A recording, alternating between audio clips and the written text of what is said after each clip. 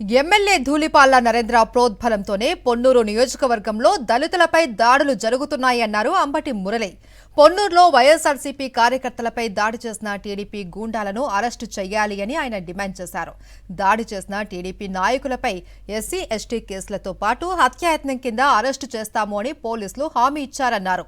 2 రోజుల్లో నిందితుల్ని అరెస్టు చేస్తాము అని చెప్పడంతోనే ధర్నా విరమించాము అని, చెప్పినట్లు చేయకపోతే పోలీస్ స్టేషన్ ని ముట్టడిస్తాము అని హెచ్చరించారు అంబటి మురళి.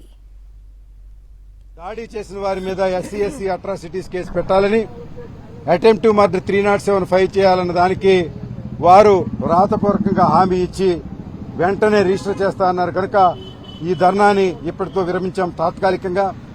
రాబోయే రోజుల్లో ఈ రోజు అనుకోకుండా పోలీస్ స్టేషన్కి రావడం, వారు ఒప్పుకోకపోవడంలో స్పాంటేనియస్ గా జరిగినటువంటి ధర్నానే ఇంత దిగ్విజయంగా జరిగిందంటే రాబోయే రోజుల్లో పార్టీని సమాయత్తం చేసి కేంద్ర పార్టీ ఆదేశాలు సహాయ సహకారాలు తీసుకుని పొన్నూరు పోలీస్ స్టేషన్ దళితులకు గిరిజనులకు న్యాయం జరగకపోతే ముట్టడి చేస్తామని నేను హెచ్చరిక చేస్తా ఉన్నాను.